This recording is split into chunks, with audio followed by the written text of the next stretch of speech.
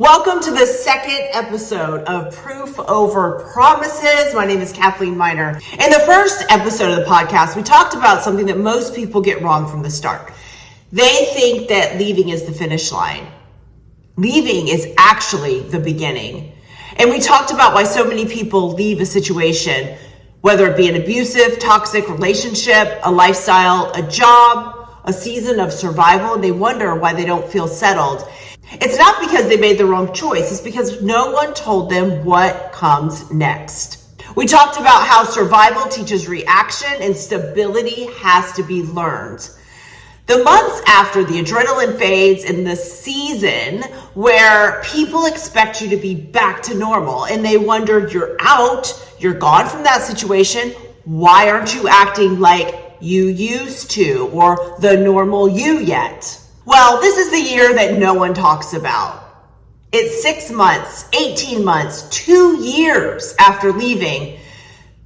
There's no drama, no crisis, just honesty. Most people think that healing follows a straight line.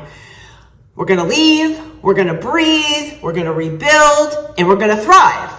Why not go in that order? But real life doesn't work that way. And for many people, the first few months after leaving feel surprisingly manageable because you're focused, you're moving, and you're solving problems, right? You see that progress, it's tangible, it's right in front of you.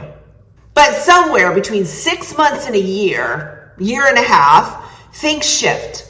The urgency wears off, the noise quiets, then suddenly you're living in a space that you fought so hard to create, and that's when questions start to creep in. You've got a little bit too much quiet time.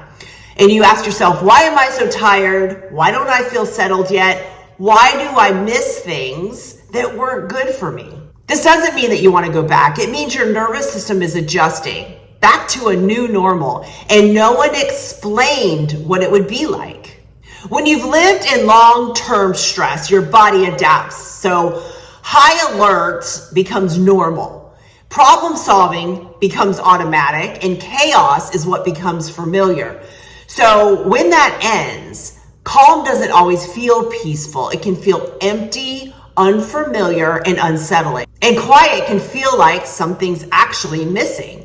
Predictability can feel boring, and safety can feel truly strange. Let's face it, it's something that's not your norm yet. And that's why so many people that are at this point in the timeline ask themselves, why am I not happier? I should be happy by now. I feel unmotivated and something must be wrong with me. And I want to let you know that nothing is wrong with you. This is like an integration phase, the part where your body and your mind catches up to your decision. This is the time where it requires more structure than the crisis did. So no pressures, no punishment, just structure and routine. And this is where those routines really matter. This is where consistency matters. This is where small daily follow through becomes the difference between stability and drifting. And this is not just for the person, the one person that was leaving the toxic relationship, job, or anything else, but any of the people that are surrounding them within their immediate household. So let's think of children.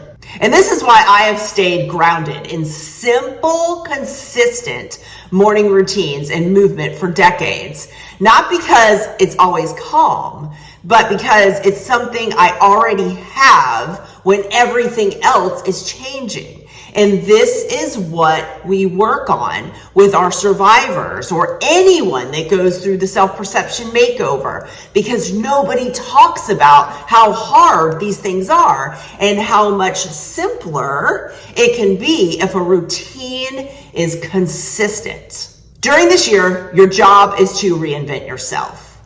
So it's to stabilize your sleep, stabilize your body, stabilize your money awareness. That's why we work so much on budgeting, spending, saving. Every single cent is documented.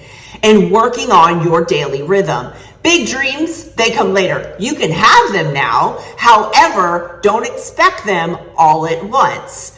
This year is about becoming predictable to yourself. So if you are here in this place that no one talks about, the time after you've left, I want you to know that you're not behind, you're not broken, you're not failing. You are laying the foundation where everything else will be built upon, right? You've got to have a healthy foundation or else everything else is going to crumble. This year is about practice, coming up with routines, sticking with them. It's not about perfection. So do things like get up at the same time, move your body consistently, tracking money without guilt and shame, just getting it in front of you so you can see it, and choosing calm when chaos feels really familiar. This is how stabilization takes root. Also, your children will see by proof over promises. It's not quick, but it will become permanent. I want to define why this podcast is what it is and why it works and what it's really about. This is about proof over promises. It's not about saying all the right things. It's not about this big declaration of dramatic change. Proof over promises is choosing very small action, repeating long enough that you begin to trust you. A promise sounds like I'm getting my life together. Proof looks like waking up consistently, moving your body, tracking your money, building structure, as we've already talked about, where chaos used to be. And no, you may not receive applause. You may not have a huge announcement. It's just follow through. I would say, do not make a huge announcement. Don't ask for applause. Don't go putting it all over social media as to what you've accomplished today and what the past was like. There might be a time for that. However, you've got to get to the point where you are applauding yourself, right? Self-perception. What you think and feel about yourself is what really matters. The outside world is not going to change what's inside. So when you build your life this way, you don't just change your own story. You become living proof to others. And in my mind, that really is important for if you've got kids at home that are watching and seeing what's happening, seeing that things are getting back in order, that you're actually saying you're going to do something and you're following through with that. Healthy things. So this is what proof over promises is. Leaving is the beginning. Stability is built. And I'm here to walk that road with you together. The challenge I'm going to give to you is to write down 5 things you're grateful for every single day. I want you to visualize and think about those 5 things that you're grateful for before you even get out of bed. I would love for you to send me a direct message of the 5 things that you're grateful for. If you've got a hard time coming up with them, I can help you with that. I hope this helps. Join us for the next episode of Proof Over Promises. If you haven't seen episode 1, please go back and see that, and I'll see you next time.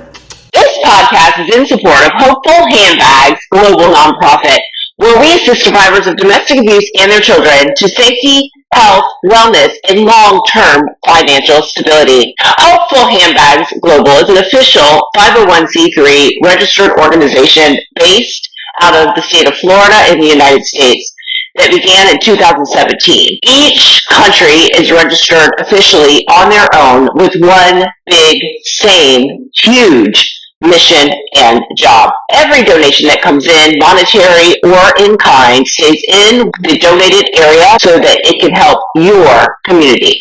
If you would like to get involved in Hopeful Handbags, please reach out and go to our website, hopefulhandbags.org. That's HOPEFULL, 2 L's, like full of hope. And as we say at Hopeful Handbags, together we are stronger, and never underestimate the power of hope.